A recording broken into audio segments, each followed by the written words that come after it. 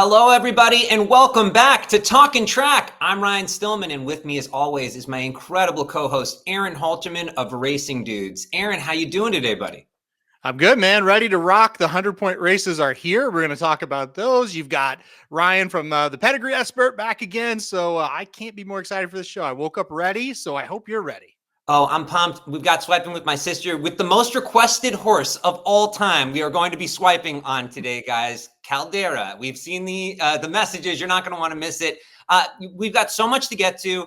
We've even got questions from you guys. We're going to the mailbag today. You're not going to want to miss it. Plus free picks for the 2 Kentucky Derby preps. Let's jump in with the game we like to call Bet or Pass.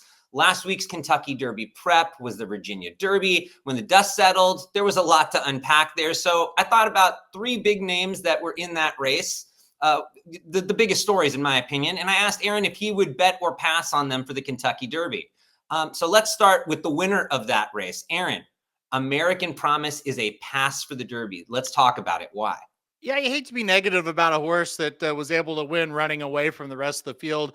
Received a 95 Beyer speed figure as well, but it really just felt like American Promise was the only one that really ran his race at all in that one. It was strange. Everybody just kind of was lackluster. He was very good. You got to give him credit. He stalked the pace. He was right there when it was time to run, and he put away getaway car, something his stablemate Caldera couldn't do in the Sunland Derby. He was able to do easily in the Virginia Derby. But with all that being said, we've kind of seen him when he faced tougher horses, and it hasn't been that great. So I think he's still a pass for me as far as betting him in the Kentucky Derby, but I'm happy that he won. And if you picked him on Virginia Derby Day, it was a good pick and he ran very, very well, but I still am not convinced as far as the Kentucky Derby goes.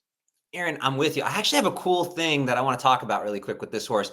The last few years on the Derby Trail, I've kind of noticed there are these moments, and I'm going to go back 2 years. I think it was 2 years to 2 fills, where it was like, oh, he ran this really big race. He got a good number, better than American Promise's number. But it was like over a synthetic track. What was that? I'm going to pass. Mystic Dan last year, he ran a really good prep race. He had a good moment, good number, better than American Promise. I'm aware. But I do try to keep track of these moments where you're like, whoa, that was big. Even in a race I didn't really sort of think was much. So first question on that is, do you do the same thing? Like, this was a very good performance in and of itself. Are you kind of taking stock in that? Yeah, you do have to keep in mind, what happens during that race. Don't let what you thought about before the race really affect it, right? So, for example, like a horse, Elite Power, who was a Breeders' Cup Sprint winner a couple of years ago, he prepped in a race that was very weak, and he had a huge performance, but everybody was kind of like, it was a weak race, it doesn't matter. And then he went on to win the Breeders' Cup Sprint twice, actually. He went back-to-back seasons. So you kind of just going to take each performance for what it is for when you see it. And for me, it's like, okay, and you kind of laid out why he's still a bet against for me.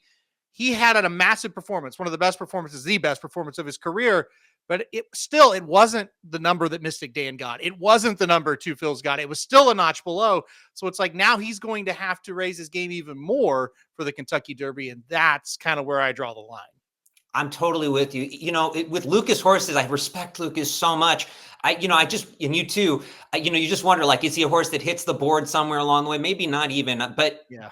But cool to see. Let's talk about the next horse, Render Judgment. He was the runner-up, Kenny McPeak trained. In fact, in this picture you're looking at, he's beating American Promise in his lone win. But he's a pass for you, and I get it. Why don't you talk about it for a sec? Yeah, life comes at you fast in the horse racing game, right? Render Judgment beating American Promise, and then it was in a different zip code as him in this race. But look, again, and you don't want to be negative. It was a nice second-place effort. I thought he ran better than what we had seen. However, what we have seen from him when he was facing better horses, it wasn't very good. And this race wasn't very good either. So therefore, I just can't get behind him. I think he might be a popular one maybe he'll hit the board and blow up the superfecta, but not for me. I just don't have a lot of interest in him in the Derby. No, I'm with you. If I'm looking for a horse to blow up the board and hit the superfecta, I would just pick the horse that drilled him here if I had to choose. And I don't want him at this second. At this second, I'm with you, man. Let's talk about Bob Baffert's horse, who was the horse to beat on paper other than the Brad Cox entry getaway car. Horrible. Pass for you and a pass for me. But tell me why he's a pass for the Derby for you. I love how you described it. Horrible, which it really was. So a lot of people are going to say, I don't know if Caldera is very good. He couldn't beat getaway car in the Sunland Derby. pump the brakes a little bit, and we'll discuss that a little bit more later in the show. But this getaway car just didn't show up for this race. Every race he's been in, if he didn't win, you at least exit the race and go, well, he was trying as hard as he could, and he kind of ran his race. I tell you what, Saturday, about the 6 furlong pole, he just kind of said the heck with it, and that's just not him. So he showed up and he ran a clunker. But here's the deal. Even if he showed up and won that race, we kind of know who he is. We know that he's a good horse, but he's not going to be able to compete against the really, really good horses in the Kentucky Derby. He was a pass coming into the race, and he's definitely a pass now. I'm skeptical that they even try to run him in it. Maybe he needs a little bit of a break after that one. I'm with you. Actually, Aaron, a little behind the scenes stuff that I've been kind of tracking was Gaming, who was third in the Breeders' Cup Juvenile. Yep, you know this, but if you don't know, guys, he fell off the radar recently because after he was third there, he's just sort of been lackluster, underperforming. Well, he's been firing like just amazing workouts at Santa Anita for him. And Baffert, it seemed, was pointing him for this spot, the Virginia Derby. And it almost appears like, oh, Gaming wasn't ready. Getaway Car's there. Let me try to steal one. Let me try to get him in there. So I really don't fully blame Getaway Car, Aaron. You know what I mean? Under those circumstances, I don't know that he wanted to be in this spot. I agree with you 100% on that. I think it was kind of a last minute thing. And I think they were comfortable with it because the Sunland Derby was kind of a last minute thing as well. And he went over there and he did great. However, it's hard to keep doing that over and over. He just went out there. They thought he could get the job done in a race like this, and he was just dull. So draw a line through it, but still not a Derby horse for me. Well, when we come back, we're going to not draw some lines through some things. We've got my sister doing that for us. Swiping with my sister. You are not going to want to miss it. Our most requested horse ever, Caldera, on the other side of this break. See you there.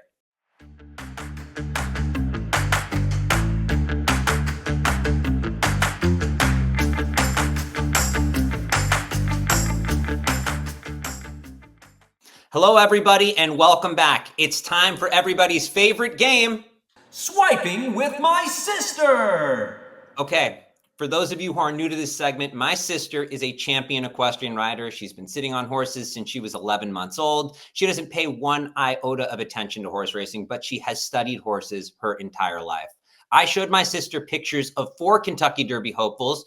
And just like online dating, you know how it goes. She's swiping left or right solely based on looks. If she swipes left, the horse has left her unimpressed. If she swipes right, she thinks the horse has the right stuff to be a Derby winner. She has tons of great insight. Today, we have 4 horses to choose from, and these horses are all running in the Louisiana Derby. Aaron, you're going to have to guess how she swiped, and we're going to start with the horse everyone wants to talk about here, Caldera. Aaron, did my sister swipe left or right on Caldera for the Kentucky Derby? Please swipe right on this one because I don't want to hear the feedback. If you swipe left, I'm praying. I'm going to go swipe right. I don't want the MyRacehorse Army mad at us. Swipe right. Come on, Jen. Do it for me one time. Swipe right. Let's take a look. Let's take a look. Okay, this is a tough one for me to answer just based off of, I'll break it down for you. I think he's beautiful. I think he's extremely well-balanced on both the front and the end. I think he has a beautiful gait, and I really do like him. My concern is that I don't necessarily know if he'll go the distance. I just can't tell for certain. I'm going to swipe right, cautiously saying that I believe that he will make the board. I think I would bet on him to be in the top 4.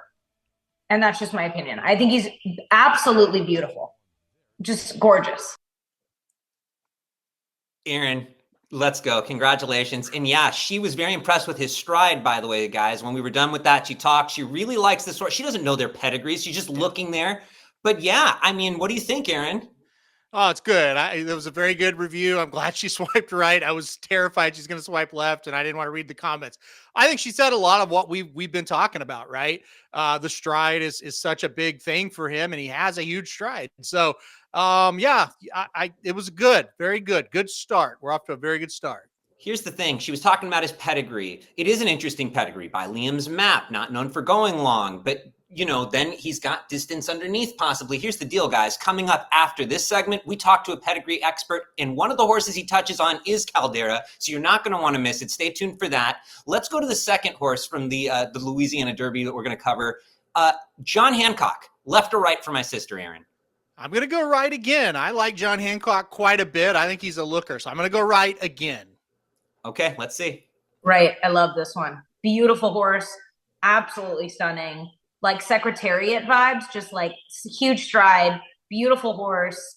I love him. Put money on this one. I think that this one's a contender for the Kentucky Derby. Wow.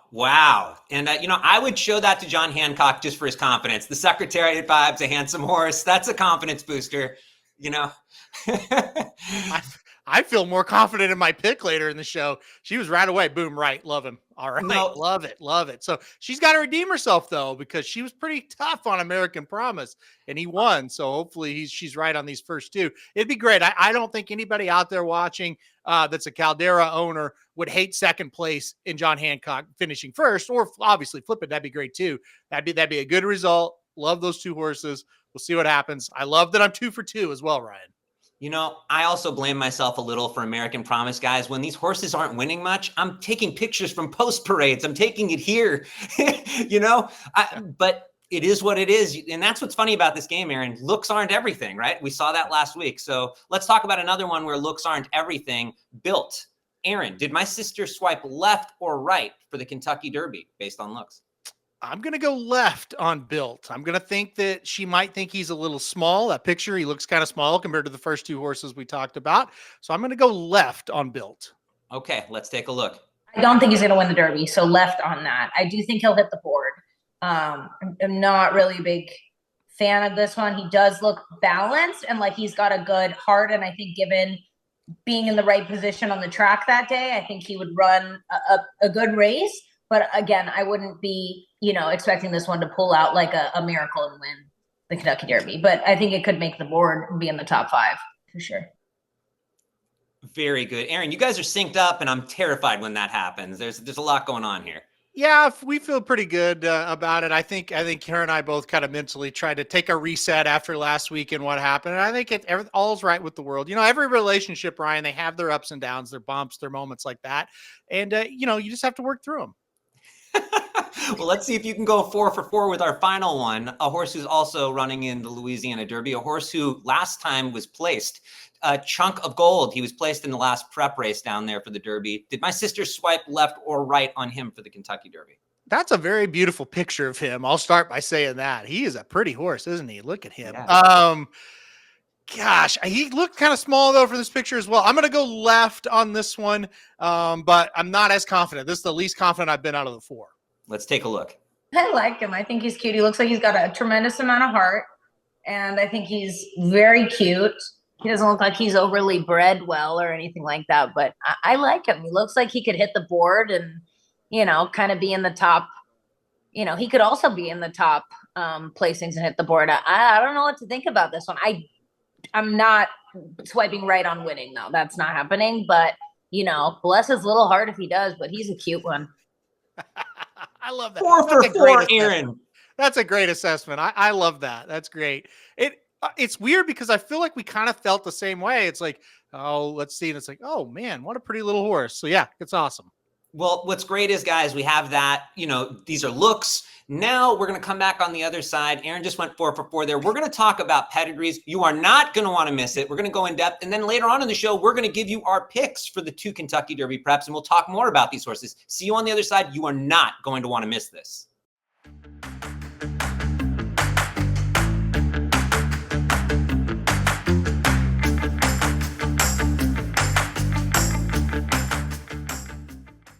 Hello, everybody, and welcome back. So we just discussed betting on horses based on looks. Now we have to turn to betting on horses based on bloodlines. We have an in-depth interview about the pedigrees of 3 big horses on the Kentucky Derby trail. Take a look at this, and when we get back on the other side of this break, we're going to discuss everything. You're not going to want to miss it. Hello, everyone, and welcome back. It's Derby time, and the question everyone wants to know is, can my horse hit the 1.25 miles Kentucky Derby distance? The best way to do that is to look at pedigree. So today we have a special guest on our show, a man who I consider to be a pedigree expert, Ryan Campbell of Risen Storm Thoroughbreds. He stands Belmont Stakes winner Taprit, Kentucky Derby runner-up Icebox, and Big Play Sports new stallion, graded stake place son of Not This Time, In Due Time. Ryan, welcome to the show, man. Hey, nice to be here. Last time we spoke about a few horses that really run to their pedigrees. This week, we're going to be talking about a few horses, some of which don't really follow the rules. We're going to talk about 3 horses in particular: Citizen Bull, Caldera, and Coal Battle. Ryan, talk to me about 2-year-old champion Citizen Bull. Citizen Bull, who's by Into Mischief, is out of an unraced dam named No Joke by Distorted Humor. The big thing with this mare, we can't go by her race record, obviously, because she wasn't raced, but her other foals, the halves to Citizen Bull, one of them was on the lead running through 6 furlongs in a mile race and then just stopped at 6 furlongs. The other half sibling ran second going 5.5 furlongs, so that's showing that she's kind of throwing that sprint distance. And the second dam, Unenchanted Evening by Unbridled Song, she won wire to wire going a mile, but she did produce, in her production, the Saratoga Special winner going 6.5 furlongs, Indian Evening, another stakes place sprint sire, Mo for the Money, and then Moonshine Memories placed second in the Prioress going 6 furlongs. But she also ran in the Breeders' Cup Juvenile Fillies, but faded after 6 furlongs. So in the second dam's production, we see a whole lot of sprinting. The first dam's half-sister was a sprinter herself, but she produced Super Hottie Toddy, who won a mile and 16th in a grade 3. So, for what we see in the first 2 dams, we're kind of seeing him outperform his pedigree. But the second dam, one thing that maybe his route ability is coming from is the second dam is the half-sister to Favorite Trick, who was third in the Arkansas going a mile and 1/8. He got beat by a neck, and then he won the Breeders' Cup Juvenile going a mile and 16th, and he also won the Jim Dandy going a mile and 8. So he doesn't really follow the rules of first, second dam is throwing that route distance in it, but I think maybe the route is coming up through the third dam, like she did with Favorite Trick. Based on what you're seeing, though, Ryan, are you a little skeptical about him being a 1.25-mile horse for the Kentucky Derby? I would be skeptical, but he's already outperformed the pedigree going the mile and 16th distance if you look at the first and second dam. So I think this is a true case of a horse who is defying the odds and outperforming his female family. When you see that, though, Ryan, because people see this horse, sort of running already farther than his pedigree suggests, do you technically see those horses hit walls, or you just don't know and you toss it up and say, they're doing it, might as well keep thinking they'll do it? You just don't know. If they've already outperformed their pedigree and they're doing it handily, then you don't know where the wall is going to be. The wall could be a mile and 1/8. It could be a mile and a half. He's outperforming his female family, so you just have to, when you're making the bet on him or you're trying to make a pick, it's going to be based on he's already outperformed the distance limitations of his family.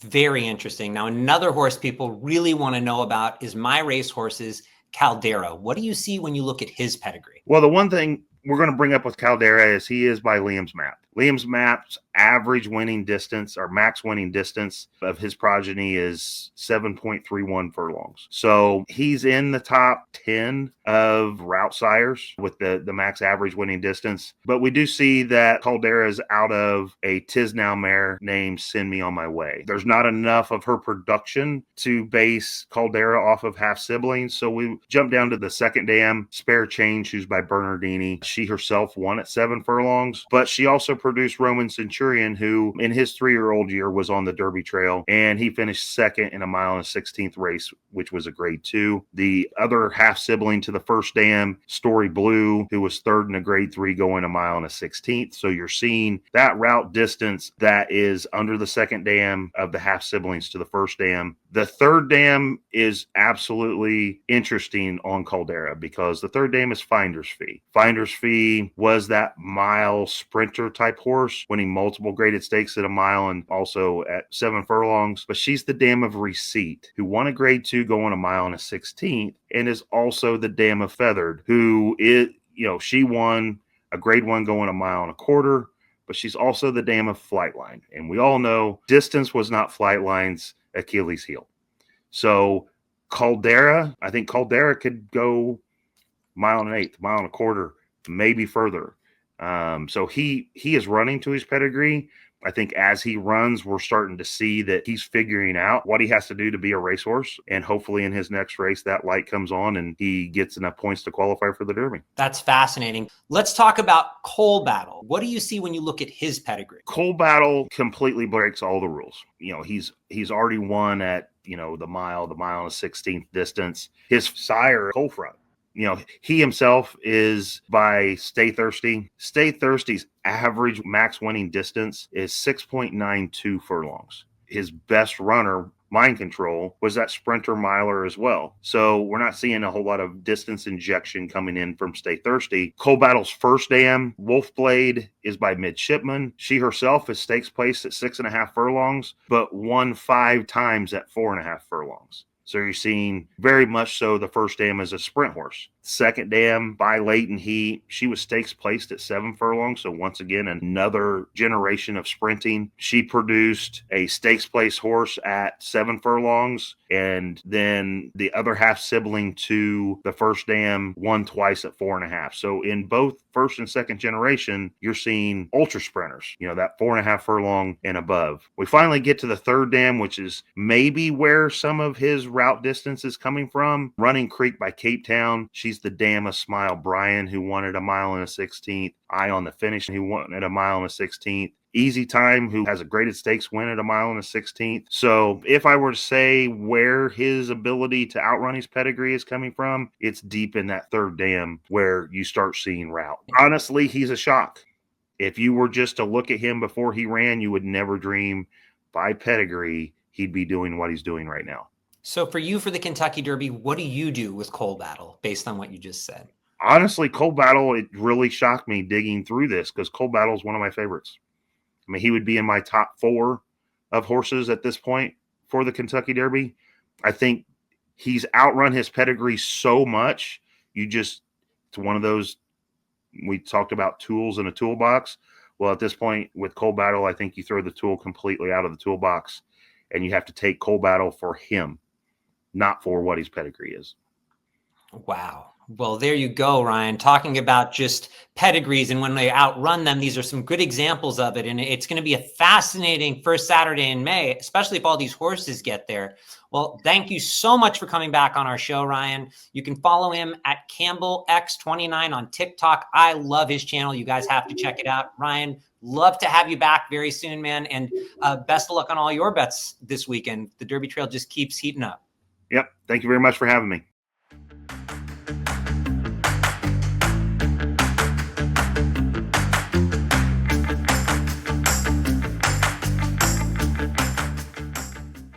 Hello, everybody, and we're back with our Kentucky Derby update. Aaron, before we get into everything on the Derby Trail, let's talk about what we just heard. I want to get your thoughts on that interview.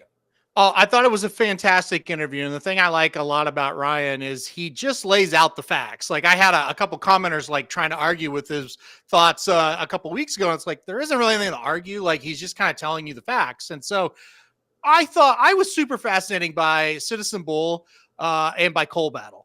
Because he was saying these are pedigrees that don't really scream that they're going to go a mile and a quarter, but they're starting to outrun, or they already, I guess, have outran, kind of the distance limitations as far as the pedigree. He also mentions, look, this is just one tool. Here's what I'll say. I've seen more horses outrun a pedigree that says they want to maybe go 6 or 7 furlongs. They can get a mile or a mile and a 16th.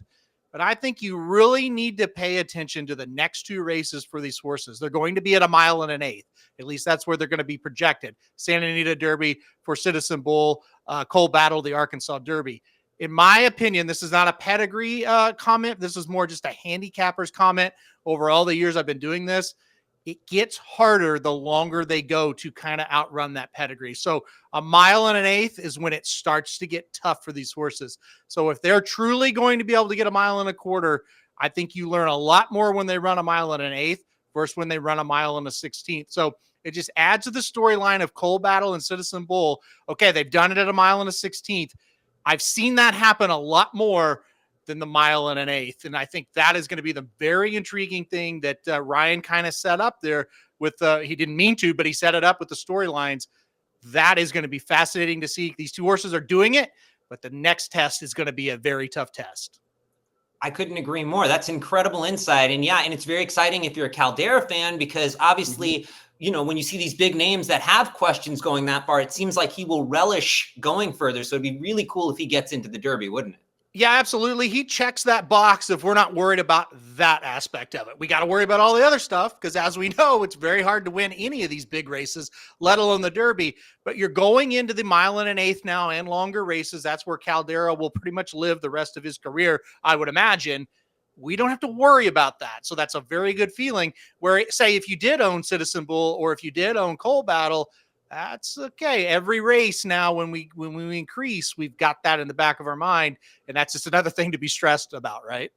Absolutely. It's really cool to see. And we have several horses on the trail this year who do have longer distance pedigrees, which is nice. Journalism he talked about Sovereignty, and now Caldera, and some that have question marks. And in the hands of Bob Baffert, like Barnes and Citizen Bull, you do always have that insurance that he does do a phenomenal job of getting those horses to run further. So it's a really fun Derby trail. The next few weeks, I mean, we're just up for such a treat. This is a phenomenal year, and I can't wait to see how that plays out. Now let's take a look at our Derby top 10 list, Aaron. As you guys can see, nothing has changed because, look, the big preps are still coming up and American Promise didn't make the list. There could be a lot of changes based on what we see this week in the Louisiana Derby. Caldera could make the list. John Hancock, someone else can jump up. But for now, since that isn't, you know, anything to really comment on, what we decided to do was, look, we have a chance to dissect some questions from the mailbag. You guys reached out and had some thoughts for us. So, Aaron, I'm going to throw some questions at you from our viewers. 3 questions for you today. Our fan Andrew asked, could this finally be the year that a horse wins 2 legs of the Triple Crown? Thoughts? Yeah, we haven't seen that for a while. Justify, who won the Triple Crown, was the last one to win 2, you know. I think there's a better chance of it this year than there has been the previous 2 or 3 or even 4 years because, like we talked about a little bit earlier, or one of the shows, whether it was last week or 2 weeks ago, last year's crop ended up being amazing, but they weren't amazing on Kentucky Derby Day or through the Triple Crown. They blossomed throughout the summer and into the fall.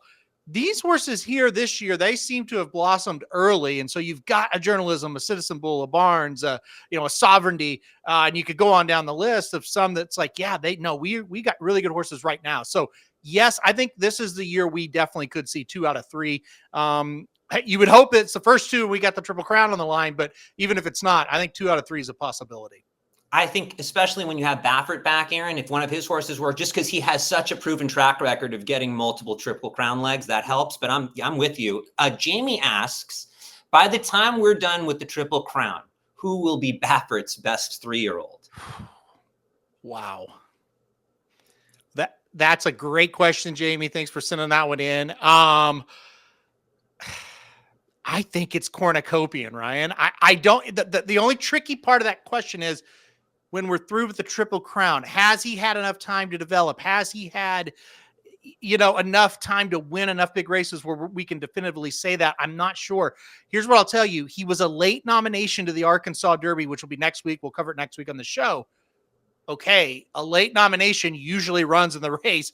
If he runs in the Arkansas Derby, that kind of tells me they think he might be able to go to the Kentucky Derby. If he goes to the Kentucky Derby, then that leaves the Preakness and the Belmont on the table, one or the other or both or whatever. So that tells me Cornucopian. I think he is his best as far as talent goes. So that's going to be my answer. The only thing I would pause on, if they take it a little bit more of a conservative route, maybe that won't be the case, but I'm still going to go Cornucopian. Yeah, I'm with you, Aaron. He's super exciting, and I can't wait to see what he does. The last question we have is from Dave. He wants to know, last year's runner-up in the Kentucky Derby, Sierra Leone, is running this weekend. Do you guys think he's going to win? What are your thoughts? Yeah, well, first of all, I would call him last year's 3-year-old of the year and Breeders' Cup champion versus runner-up in the Kentucky Derby, because that broke the hearts of many, I'm sure, out there. Listen, it's going to be great. It is so much fun to have Sierra Leone back. He should win the race. Let's see how he fires first off the layoff. That's always a big question mark. He has to face a horse named Hall of Fame, who has come back off a layoff of his own and rattled off 3 wins, including the local prep race down there at Fairgrounds for this one. So an inform horse versus a horse that we know is a monster. I think Sierra Leone's going to get the job done, but Hall of Fame will prove difficult in that race. Yeah, absolutely, Aaron. That'll be a fun race to watch. And I mean, there's so many things going on. You guys aren't going to want to miss that entire card from Louisiana. I mean, you're going to have possibly the Oaks winner running on before the Louisiana Derby. But let's talk about the Louisiana Derby and free picks on the other side of this break. Let's try to get you guys paid. See you when we get back.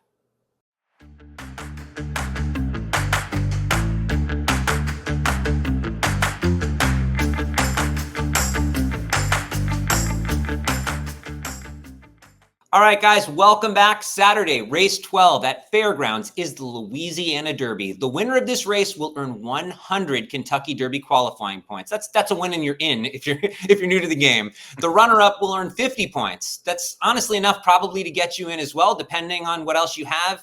It's pretty secure there. Multiple horses could earn their spot in the Kentucky Derby is what we're getting at here, based on what we see. Nothing seems impossible looking at this field, though, Aaron. I think the numbers are close. Let's talk about how you see it first. Well, just the overall outlook of this race as I started to kind of dissect it. And usually when we get to these last preps, it's more of like, okay, we have the known commodities. We've got 2 or 3 real headliners. And it's like, okay, we know they're good. Will these other horses kind of elevate their game, or will these kind of more established horses win?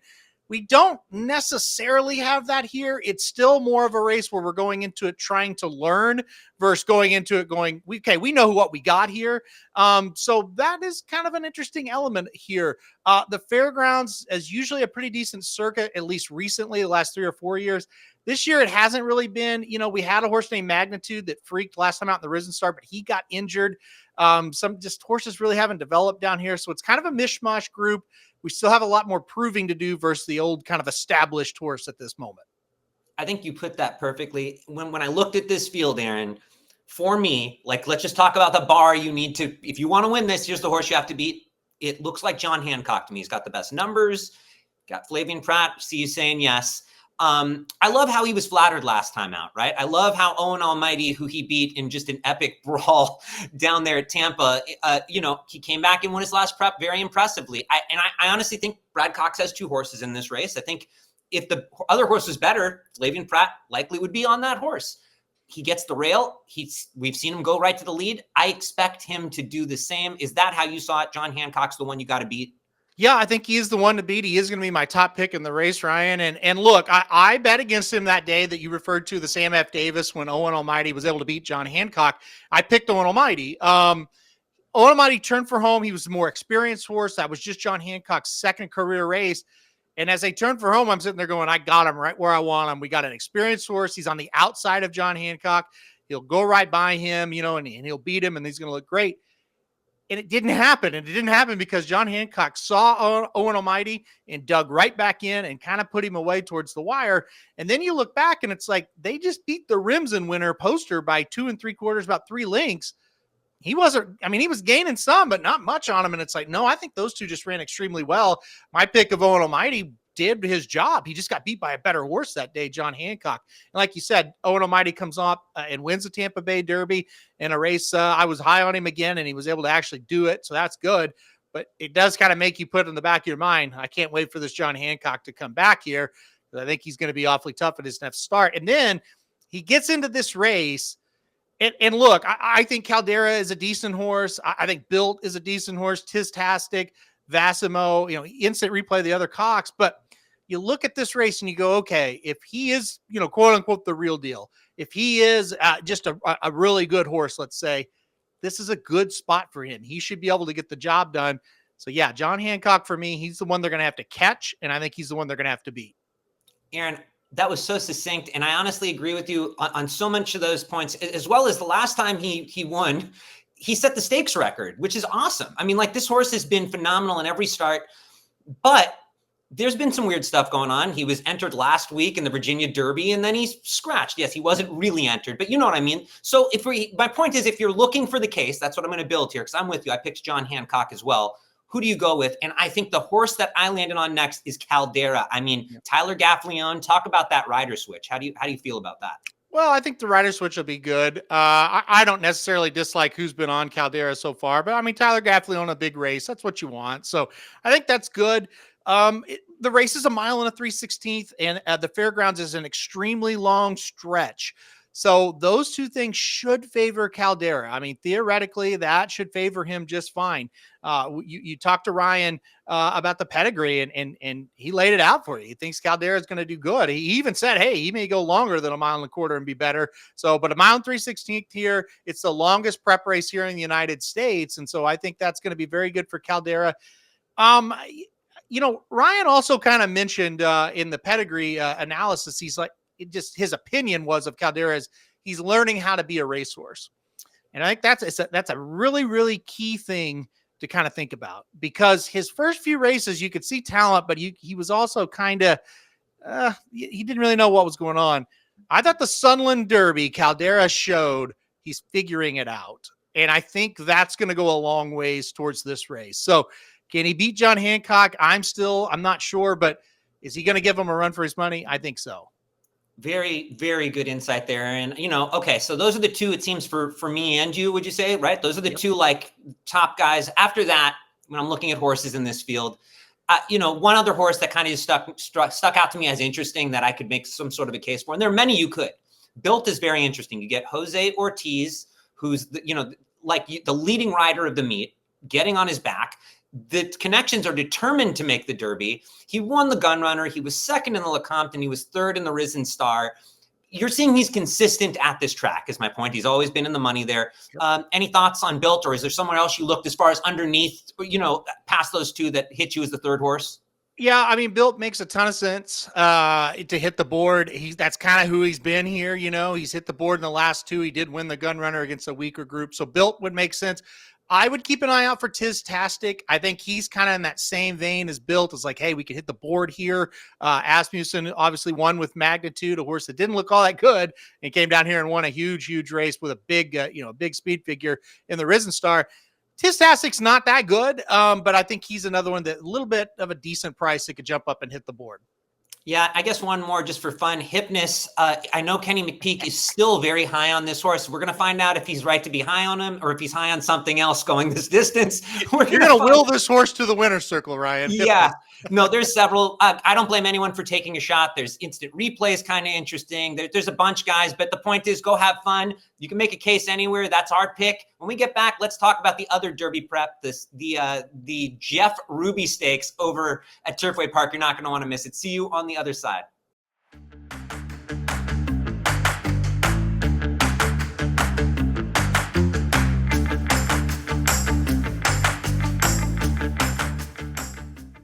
Hello, everybody, and welcome back. Saturday, race 12 at Turfway Park is the Jeff Ruby Stakes. This is another 100-point Kentucky Derby prep race. We could see multiple horses make the Derby from this field. Why should you watch? Last year, we saw Seize the Gray finish third here, and he won the Preakness. The year before that, Two Phils won here before finishing second in the Kentucky Derby. And 3 years ago, we saw Rich Strike finish third here and go on to win the Kentucky Derby at an astonishing 80-1 odds. Aaron, this is a must-watch race, isn't it?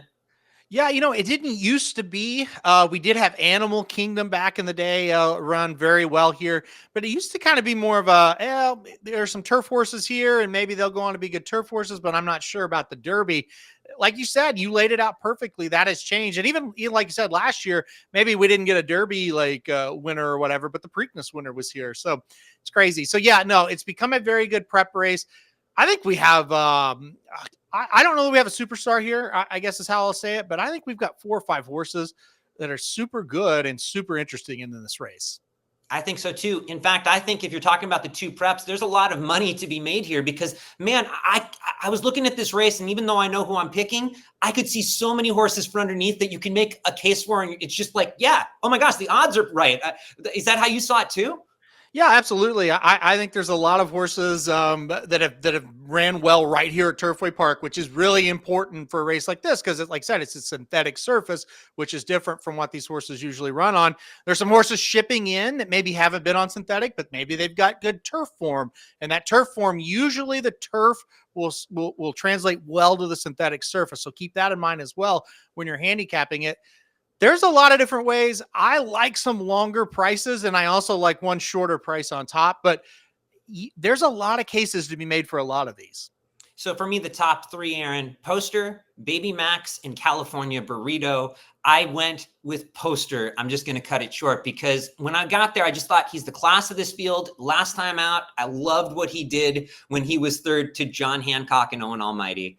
In the sense of that race came back to flatter him. There's no shame in losing to those two.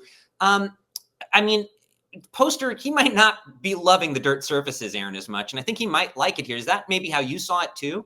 It's interesting that we can kind of, without really planning this, you kind of tied together something you said in the first segment with here. Sometimes like you judge a race when it happens and you kind of go, well, Poster was third in the Sam F. Davis behind those two. And he was well beaten. And it's like, yeah, that was terrible.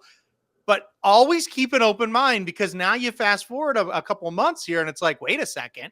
John Hancock's really good. Owen Almighty's really good. Poster was making up some ground on them. He didn't have any pace to run at. And then you look back and you go, you know what? That wasn't that bad of a race. That's actually a pretty good prep race. So that's kind of what happened with the Poster race. So I'm with you and I agree with you on that. And the other thing I really agree on that you touched on, maybe he's not his best on the dirt. Yes, he won the Rimson, but he was kind of slowing down and it wasn't all that impressive. And we kind of talked about Sam F. Davis. He ran okay, but maybe the turf is his best surface. He was really, really good on the turf, winning a couple of nice races. And like I said, I think they found a perfect spot for him. So I'm on number 9 Poster to win as well, because I think it's a really good spot, a little bit weaker field than what he's been facing. And I think the synthetic surface is the best route for him to get to the Derby. So I'm totally in agreement. I think Poster's the one to beat here.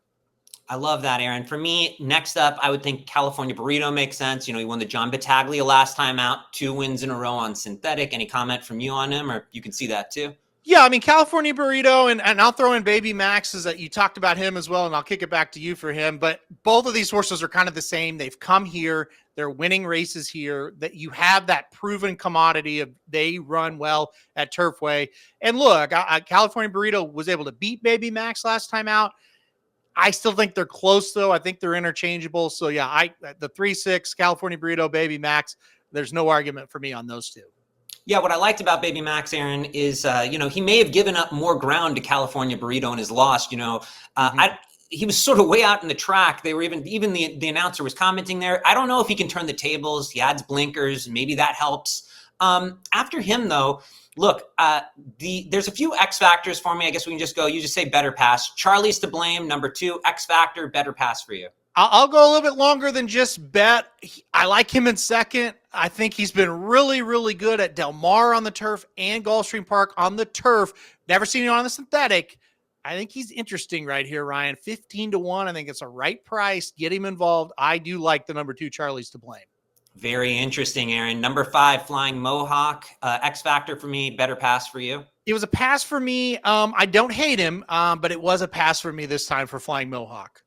No, I don't blame you. 2 race win streak, never raced on synthetic, only ever raced on turf. You just never know with those horses. Numbers are fine. We'll see. Number 7, Gio Coso, X factor for me. Pass, bet for you. I think he's like a fringe, interesting, maybe play in the bottom of a trifecta or a superfecta. Maybe he can get 3rd or 4th at a big number. Not a win contender for me. His race 2 back over the turf at Churchill Downs gives you hope. They tried the dirt again. It didn't go well, but they've tried the dirt 3 times. It hasn't went well. The synthetic is his best option. He might outrun those 30-1 odds. Yeah, and DeSormo is just a very good trainer, a little hard to handicap too. Is there anyone else I missed that you want to throw in there that was an X factor for you? Or I think we covered it. I think the 10 Maximum Promise is still the one. I'm kind of waiting. I know the talent is there. He's very immature. They're giving him one more shot. I think that's one to maybe keep an eye on. And I do think we've got to mention just for a second, the number 8 Innovator for Dwayne Lucas. He pulled off a huge upset in the Virginia Derby. Innovators never ran on the synthetic. Innovators got a pretty muddled up form, but I do think he's in front when they turn for home. I don't think he'll hold on, but got to give him a shot at 15-1. Lots of money to be made here, guys. Hopefully we helped you cash there. Just if you're thinking about something, it swayed you in the right direction. That's our show for this week. Next week, I'll be coming to you live from Missouri, where I'll be taping from Aaron's house. We're both going to the Arkansas Derby and the Bluegrass Stakes. If you're going to be there in person, we would love to see you because it would be so fun to always meet the fans. So let us know. Thank you, everyone, for tuning in. Good luck to everyone betting. I'm Ryan Stillman. He's Aaron Halterman signing off. Thanks for talking track with us.